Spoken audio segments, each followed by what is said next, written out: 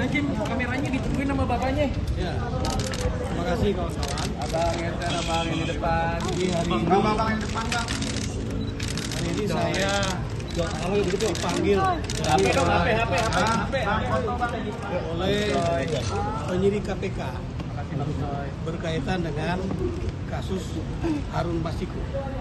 Ya. Bang, apa ini, Bang? Tadi ada pertanyaan, berapa jumlah pertanyaan? Ada 22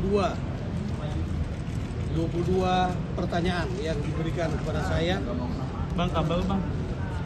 Seperti itu. Sudah cukup? Tadi data perlintasan Harun nggak, Bang? Ya, memang pertanyaan yang disampaikan ke saya adalah berkisar tentang tanggung jawab saya ketika tahun 2020 saya masih menjabat sebagai Direktur Jenderal Imigrasi saat di mana tanggal 6 Januari Harun Masiku melintas ke luar negeri dan juga tanggal 7 Januari 2020 kembali lagi masuk ke Indonesia.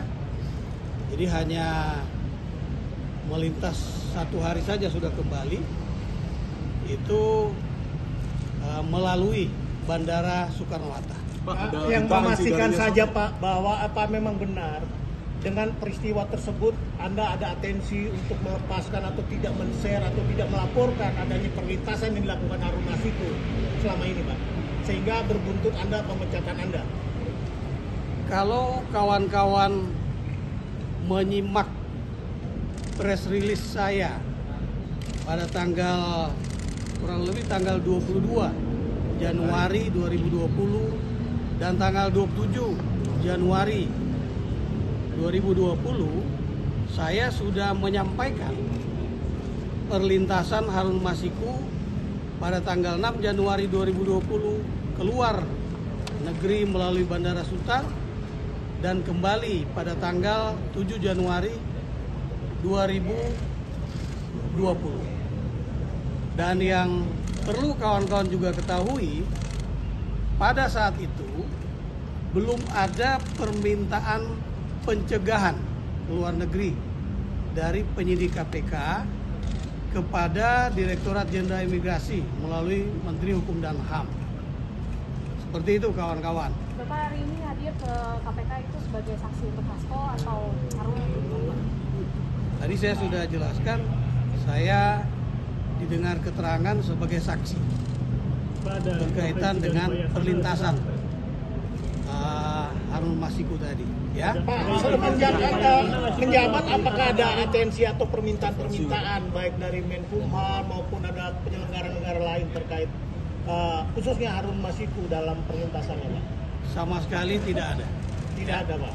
Sama sekali tidak ada, dan saya kira keterangan yang sudah saya berikan kepada penyidik KPK merupakan bagian dari proses penyidikan, sehingga saya juga tidak bisa menyampaikannya secara rinci, ya. Selisih berapa lama sih Pak dari yang Anda ketahui adanya perlintasan Harun dengan adanya kemudian ada muncul permintaan dari KPK soal adanya cegah, itu berapa sih jeda waktunya tuh Pak, dari Januari yang Anda katakan dengan kemudian muncul ada permintaan, itu jauh Pak?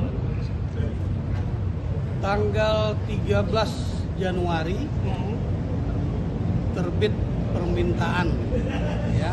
Kalau di Undang-Undang Nomor 6 Tahun 2011 tentang keimigrasian pasal 91 bahwa pimpinan KPK itu bisa memerintahkan, ya, Kementerian Hukum dan HAM, SEKIU, Direktorat Jenderal Imigrasi untuk melakukan pencegahan bagi warga negara Indonesia yang akan keluar negeri dan juga penangkalan bagi warga negara asing atau juga pencegahan bagi warga negara asing yang akan masuk luar negeri atau masuk, seperti itu. Jadi tanggal 13 Januari 2020 baru ada perintah, ya, perintah dari pimpinan KPK kepada jajaran imigrasi melalui Kementerian Hukum dan HAM untuk dicegah luar negeri. Nah, saat Cukup ya. tanggal itu, apakah Anda melihat ada perlintasan lagi dari Harun Masiku? Ini kan untuk menjelaskan kepada publik, Tidak ada. tidak ada, Pak.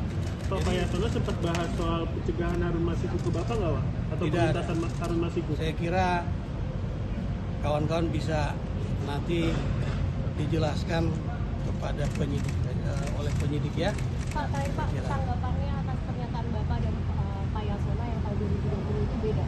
Penegasannya bagaimana dan apakah itu juga dijadikan salah satu pertanyaan dari penyidik hari ini? Saya kira nggak ada perbedaan ya, nggak ada perbedaan.